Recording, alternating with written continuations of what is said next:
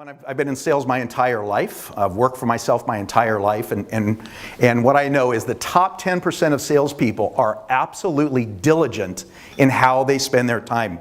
And at least in banking, it's probably like this with CPA firms and others, is there's always something else to be done in banking. There's always something to do that's important in terms of taking care of our customers. There's always something to do it, and a lot of times the marketing function doesn't get done. It gets dropped out. Recently I interviewed a regional president of a business bank. He had a $40 million portfolio. He had a couple of offices. He had a couple of teams that he managed.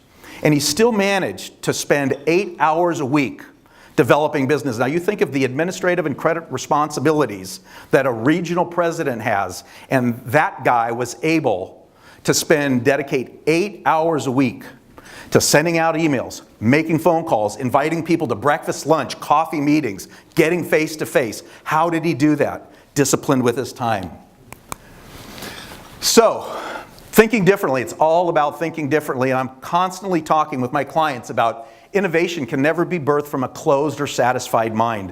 One of the biggest challenges that I have coming into an organization is working with successful people who have hit their goals for years and don't think they can learn anything more.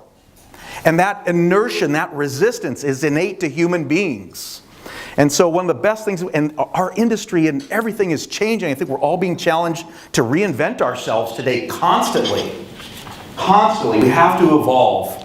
So, I want to ask a question. How many of you have played sports growing up? So, what did you play growing up? Baseball. Baseball, and you played on a team? Yes. You played on a team. High school team? Mm-hmm. Excellent. And so after school, what did you do with your team? With the team. We practiced. We practiced. Who else? Who else played for a team? Raise your hand. What team? What sport did you play? Soccer. Soccer. And what did you do with your team? We practiced. We practice. And the reality is that's the only way you and I are going to get better. And what happens when we change our behavior, and this is my golf coach, Rob. I live in Carlsbad, just down the road a little bit. This guy is a character. He's an awesome golf coach. But what I know is changing one's behavior is the hardest thing to do. I am a creature of habit. Anybody else a creature of habit? So I load the dishwasher the same way every time. And when I have a dinner party and people come over and they do the dishes and load my dishwasher, you know what I do when they leave? I take the dishes out and I reload the dishwasher. Anybody? Who does that? Come on, come on. Absolutely. Yep. Right. And my car, I wash my car the exact same way. Every single time. We're creatures of habit.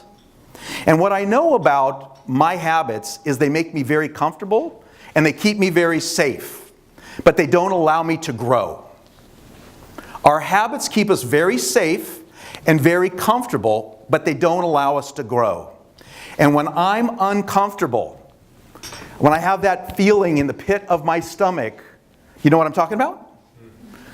That's a signal to me that I'm learning and growing. I'm stretching myself. So anyway, what I know is small changes in behavior make a big difference. Now, what's going on with my right thumb here? Golfers, what's happening with my right thumb here? So in the right picture, my thumb's at 12 o'clock. In the left picture, it's at 11 o'clock. Can you see that? So probably like a lot of the golfers in the room, I don't find the fairway as often as I'd like. Anybody can relate to that? Come on, absolutely.